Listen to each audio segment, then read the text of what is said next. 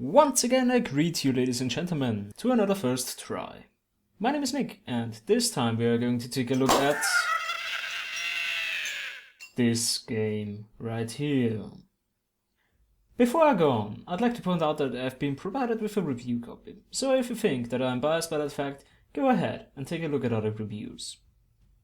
Normally, it is not my style, but I will go ahead and spoil the ending for you kids out there. Toy Wars Invasion is not a game that I can safely recommend, and this video should provide you with reasons as of why. Firstly, we are going to take a look at the options menu. You have resolution options and presets. The graphic options are basically advanced settings like dynamic shadows, AA, etc. And at this point, I would like to invite you to play a little game. The rules are as follows. You take a look at the picture, and you should find things that are wrong here. There are 3 mistakes in this picture. If we really want to look for mistakes, I will give you one hint. The game is a first-person shooter. So, if you really want to participate, stop the video now, because I'm going to show you what's wrong here.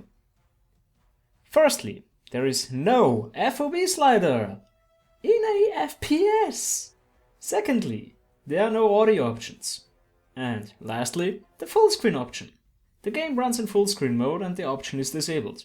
Even better, if I enable it, the game runs in windowed mode.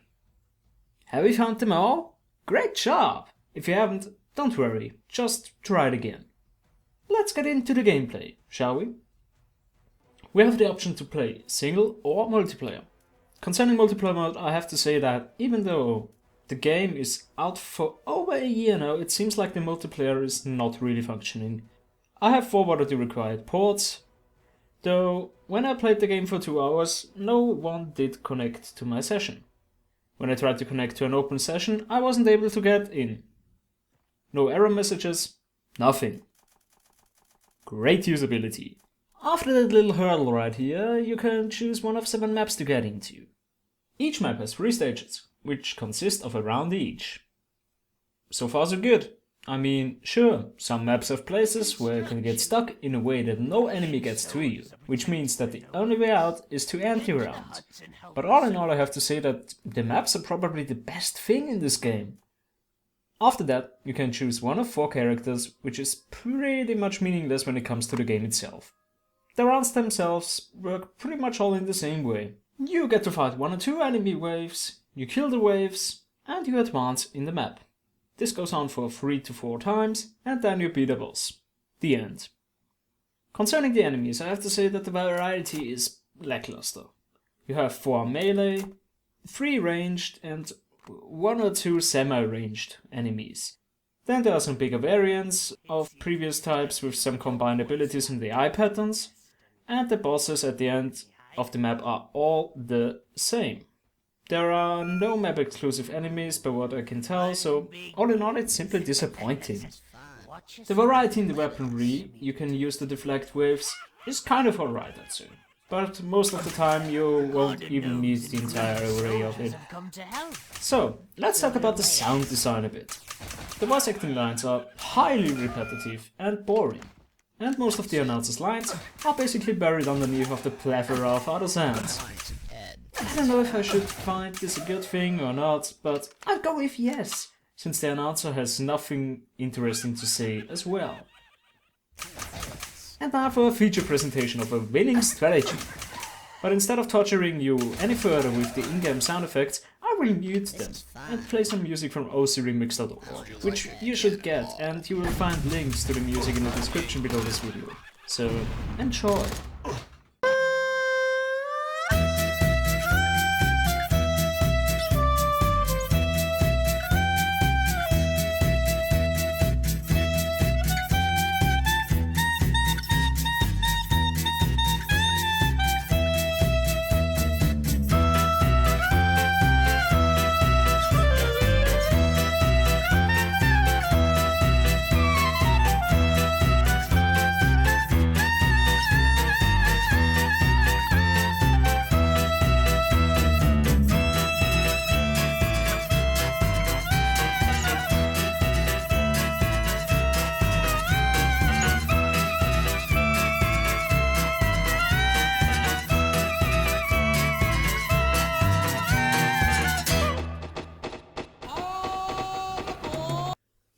that's quite enough already, thank you.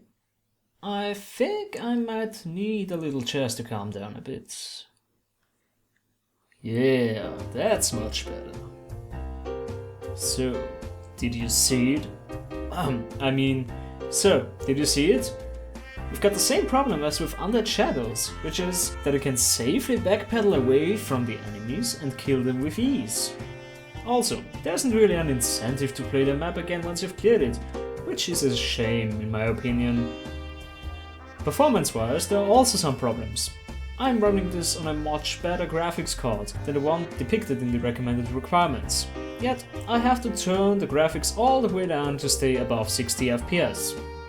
So all in all, I've got to say that even though there are no zombies in it, it feels like a mindless wave-based shooter of which we've got enough, thank you very much.